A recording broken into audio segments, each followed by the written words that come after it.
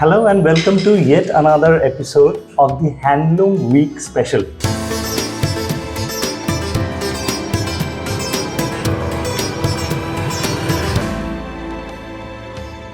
Now we have reached the Rib Decide Center. If you check at my back, this is the rib deciding machine. What this machine does is it divides the warp into two separate blocks of yarn, like block A and block B. To give you an idea about this, I have Madhavda. So let's go and have a discussion with him. Madhavda, আমরা এখানে কি করছি যদি আপনি একদম সহজ কথায় আমাদেরকে বলেন? আমরা এই মেশিনের দ্বারা, কারণ আমরা যে তাঁতি যে কাপড়গুলো বোনে তাদের প্রত্যেকের আলাদা আলাদা সানায় কাপড় হয়। আচ্ছা, কারোর একই সানা থাকে না, কারোর হয়তো 2000, কারোর 2200, কারোর 2400, কারোর 2600। সেটা আমরা কিভাবে নির্ধারণ করব? এই সানা বলতে আমাদের ওয়ার্পে কতগুলো সুতো যাচ্ছে সেটার কথা আপনি বলছেন। যতগুলো সুতো যাচ্ছে এটাই। এই যে সুতোটা দেখতে পাচ্ছেন, এই যে বাঁধা হচ্ছে সুতোটা এখানে, তারপরে এই সুতোটাকে একটা একটা করে, মানে দেখুন আপনারা, এই একটা সরু কাঠির ছুঁচের মধ্যে সুতোটাকে ওই সামান্য একটা ছিদ্রের মধ্যে দিয়ে ওইভাবে পাস করা হচ্ছে। এটাতে 50টা কাঠি থাকে লোহার। তো এই কাঠির ভিতর দিয়ে আমাদের সরু সরু একটা মালা পরানো আছে, তার মধ্যে দিয়ে সুতোগুলো যাচ্ছে। তারপরে ওটা হাতে ঘোরানো হয়।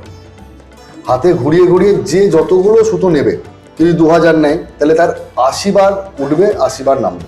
তাহলে এই যে যন্ত্রটা আমাদের টানাটাকে মানে ওয়ার্পটাকে দুভাগে ভাগ করে দিচ্ছে, দুভাগে ভাগ করছে এবং কতগুলো সুতো নিচ্ছে তার ডিসিশনটা একসাথে হচ্ছে। আচ্ছা, যেমন এইটার ভেতরে যে জড়িটা গেছে, হ্যাঁ, এটা আপনার জড়ির পার হবে। এবং এই যে আপনি জড়িটা দেখতে পাচ্ছেন, এই জড়িটা কিন্তু আমাদের কাপড়ের পার। এটা আবার প্রথম দিকে হয়েছে, তারপরে আপনার তসর দেওয়া হয়েছে, তারপরে ওই তসরটাকে বাদ দিয়ে জড়ি লাগানো হয়েছিল, আবার জড়িটা বাদ দিয়ে আবার তসর লাগানো হচ্ছে দেখুন। এরপর এটা লাস্ট আমাদের ওয়াটি তৈরি হচ্ছে, যেটা কাপড়ের পাইপিং বলা হয়। আচ্ছা, বুঝতে পেরেছি। মানে ফাইনালি গিয়ে পাইপিংটা তৈরি হবে। এবার ফাইনালি লাস্ট পাইপিং হয়ে আমাদের কাজটা সম্পূর্ণ হয়ে যাবে।